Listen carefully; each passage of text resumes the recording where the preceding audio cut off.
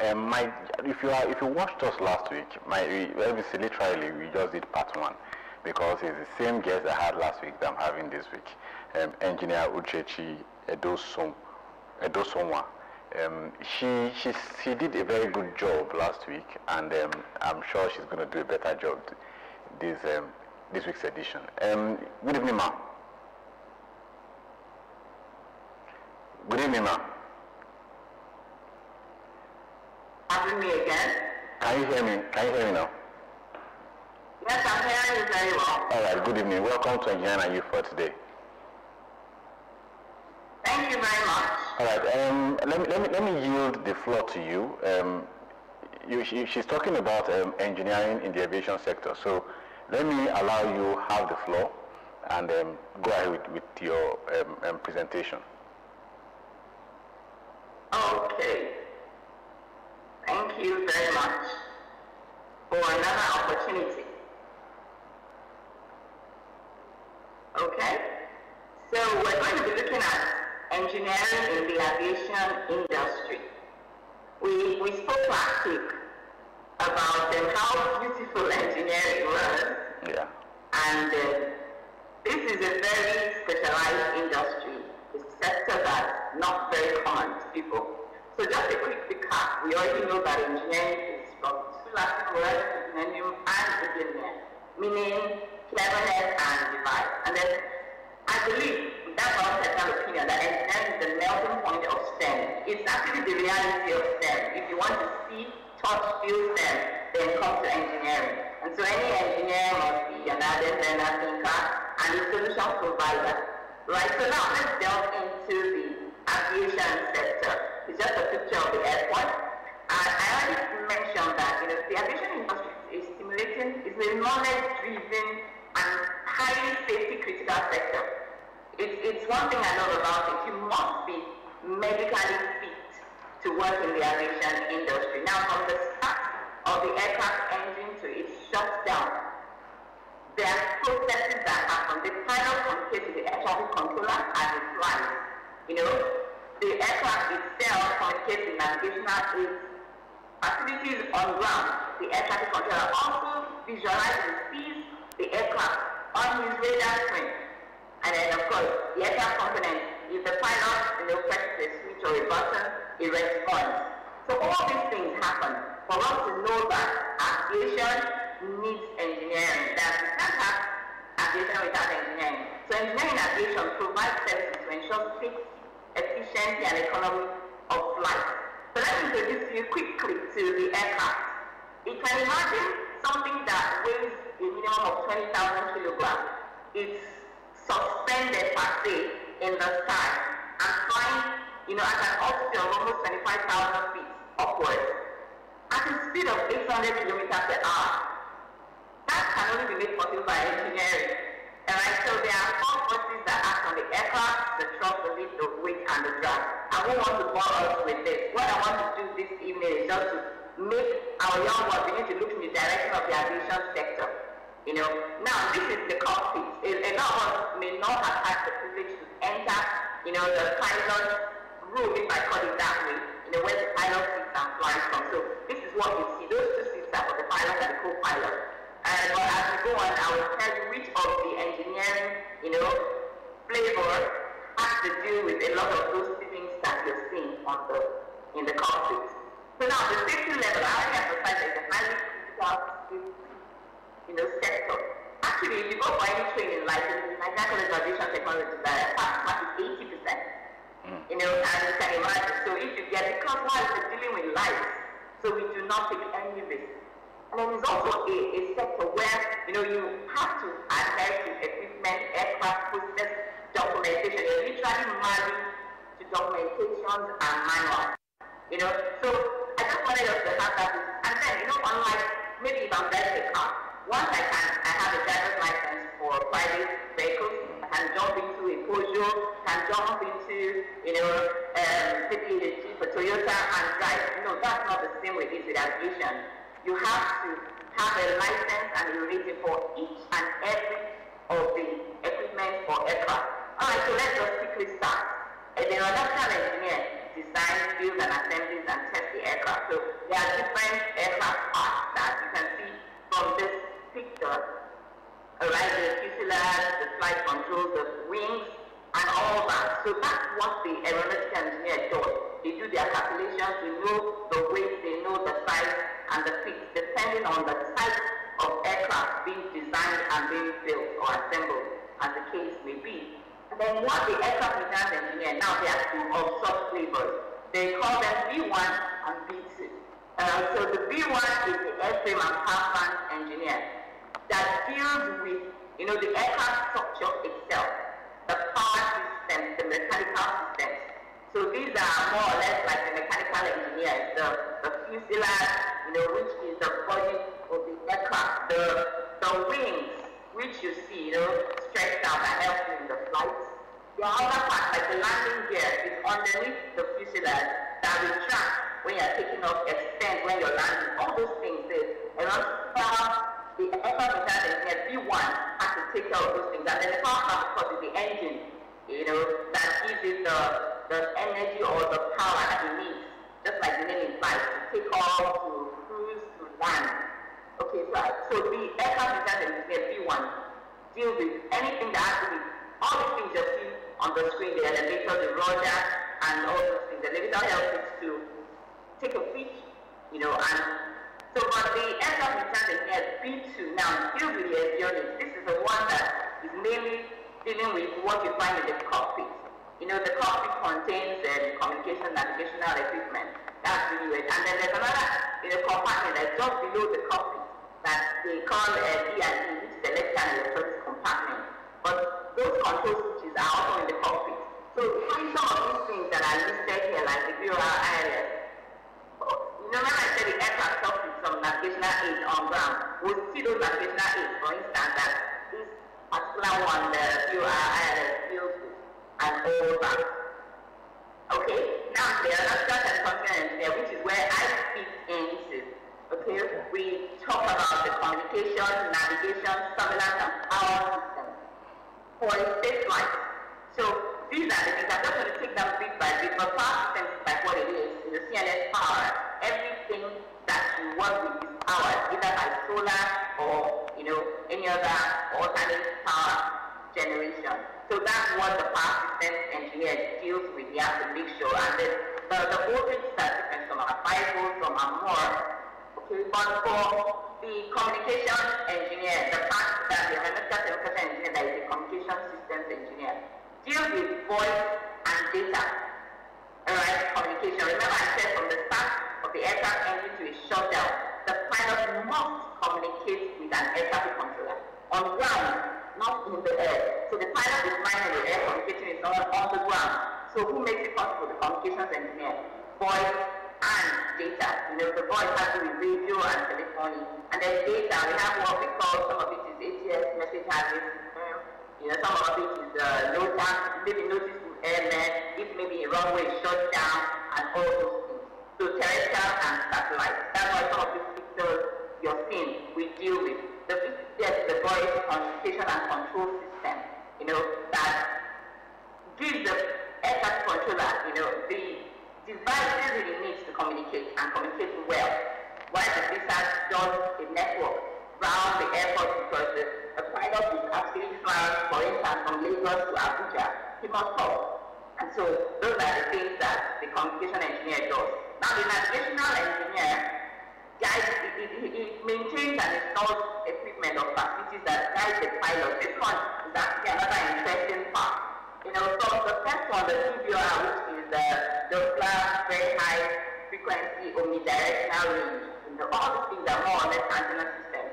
This one, when you're driving, your road. If I'm going, okay, I live in Lagos, for instance, maybe I'm driving from the airport to maybe Abeokuta, I know the route to take. Now, for the air, there are routes in the air, and what gives it that, which is the TBOR. So the pilot is not just flying in a disorganized manner. No, he knows the routes, and it's the TBOR that gives the aircraft the routes, to guide it. And then the next one is the glide slope. That, if you notice, I actually probably picked this picture that has the aircraft about to land in an airport. The equipment you see that class 3 antenna is the glide slope. It gives a 3-angle glide, 3 degrees angle glide for the aircraft to be able to come down the touchdown zone. There's a part of the runway that is known as the touchdown zone. So that's what a glide slope does for the aircraft. And then the localizer is really at the end of the runway. It helps the pilot to be able to locate the center of the runway. That's why you see a lot of aircraft flying and landing properly and safely because of all these navigation aids on ground. And then the third one I will speak about, because I'm wasting my time, is the camera system. This one is another interesting part. What is on my left, like co-located primary and secondary radar system, alright? And what is called like the primary one is any target. Anything in the air, anything in the sky, is depending on the range. Doesn't go too far, like 5 miles. While the second has what we call a transponder that will be in the aircraft for it to be able to give us, positive identification. What would we mean by positive identification? Like the one is the first anything in the sky, but the secondary radar system would actually be aircraft for the white because it has transponders and to be able to know the call time, the speed of the aircraft, the location. So the aircraft control is an informed control, if I should use that. So what you see on the other screen is the display, when the radar system is working.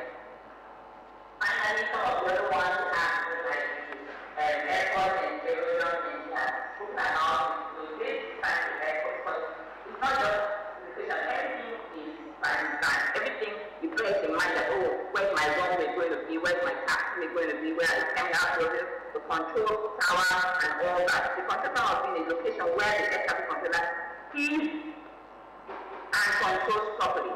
And then the safety engineer, most of them work with the civil aviation authorities where they deal with documentation and the oversight functions. They are inspectors. They make sure that airlines and agencies in the aviation industry keep to the documentation, the rules and the regulations. And then the IT network engineer, everything now is IT, everything is network. And so that's what they deal with. The network, they maintain it, they install it, the cabling, and all the things that we require. And so in conclusion, there's a quote I like. I didn't mention a certain quote at the beginning, and we go back to that, but the last quote says, if you want to work in engineering and have an impact that is global, come work in the aerospace sector. I laughed when I saw this because this is true. If you really want, because like the first, if I can remember that first quote very well, it says, with the aviation, with flying, you can believe that anything is possible, because if I can lift and sustain a 20,000 kilogram weight in the air, defying gravity, then anything is possible. Alright, and that's the beauty of engineering. We make you know that there's nothing impossible. The engineers don't have the word impossible in the dictionary. Alright, so if you want to work in a place that you have the impact that is global, come to engineering and come to the aerospace sector. And so, but I would recommend for our young ones, I would advise based on the experience I've been in this industry for I think 25 years, I'm not sure, but about that. And I would advise that they go for the basics, the mechanical and electrical electronics, software and computer engineering in the university before you come into the specialized engineering field. So that it gives you a really good foundation to build, right? And then, of course, engineering is critical to development of any nation, and I would like to say that engineering in the aviation industry hastens the arrival of that nation to its developmental goals. So, if you're still undecided, based on that, as you see, I'm wearing my reflective, because in the aviation, we have engineer Uchechi. I'll have to hold on a little bit. We have a caller. Glory, good evening. Good evening, how are you? How is Moe today? Alright, do you want to ask my guest a question? Or you want to answer our question? Alright, go ahead. The answer is active transportation. Alright. Thank you very much, Glory. I'm sure you two are developing interest in aviation engineering. Yes, sir. All right, Glory. Thank you so much for watching. All right, Engineer Chechi, you were talking about. I was wrapping up and saying that if you want global impact, come to the aviation sector. Come practice your engineering in the aviation sector. And then of course, because the aviation industry is the arrival of any nation to its developmental goals. And so that's just it. Thank you very much for your time. Thank you so much. Thank you for always coming out good anytime you appear on this program. Thank you so much. And you are not going yet, but we would like you to quit your slides so that we can see your face. Then you can answer a few questions. Okay. A few questions before we round off. First of all, I would like to. Some engineers would sue you for for what you said about young people should come to aviation engineering.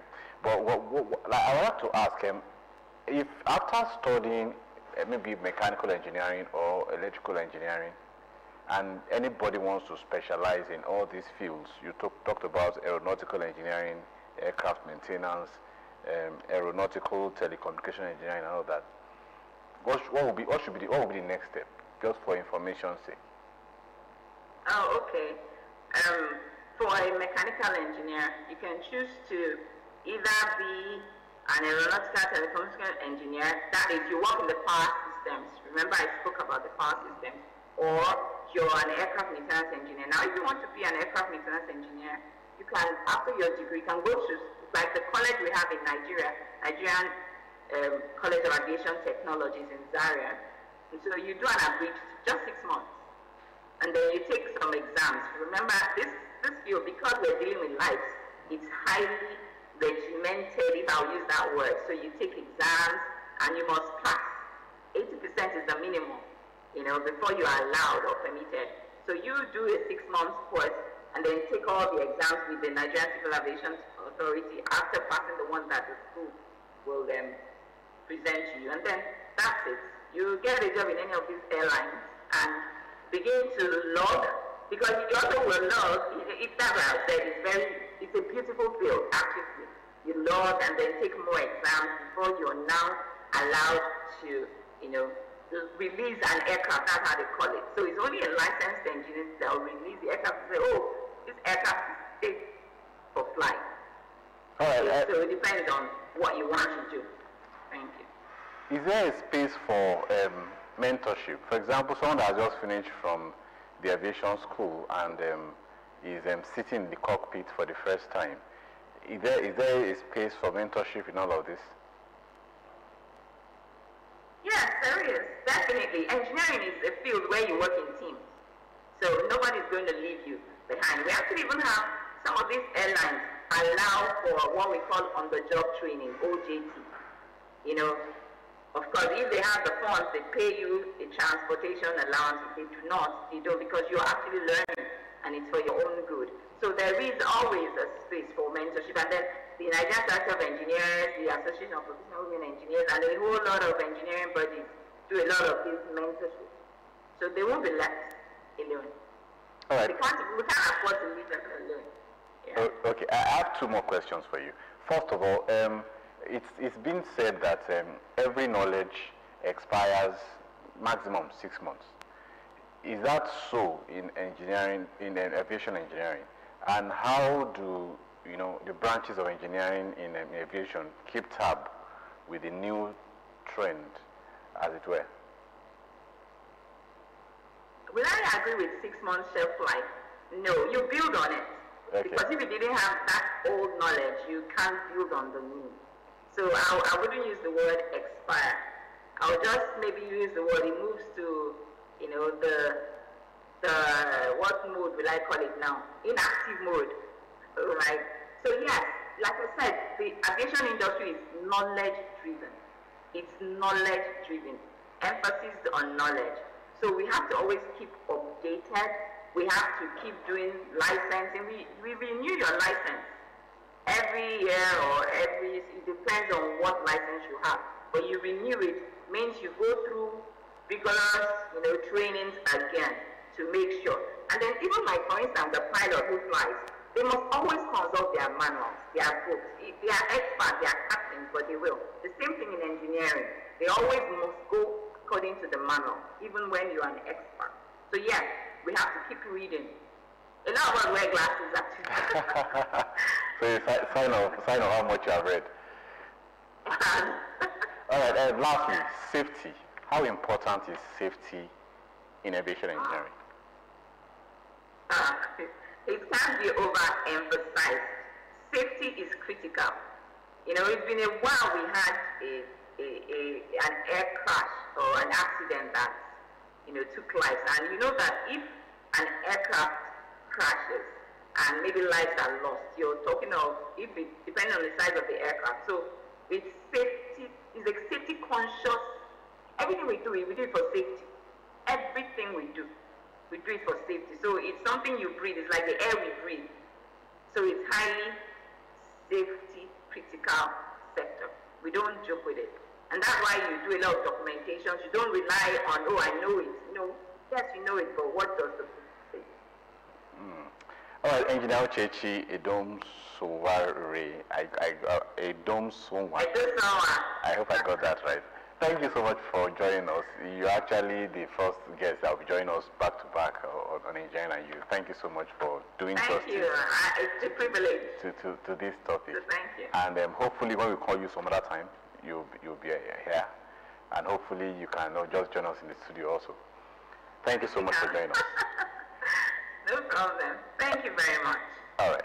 For the privilege. Our time is almost up, and we have to go now. And before we go, Glory from Owe, you got our questions correctly. So pick your phone and call this number 0703 161 1497. The answer is active transport. And for the question for the week, as we go, plant synthesized protein from what? Plant synthesized protein from what? If you know the answer, our social media handles is where you get it back to us. And you get your prize, courtesy of our sponsor, Prince Nayem C. Shillon, FNSC. And we want to say a big thank you to you for sticking with us for the last 20-25 minutes. And next week is another time when we bring you another guest that will teach you another angle of engineering. Until next week, my name is Tunde Olaniro. Bye-bye.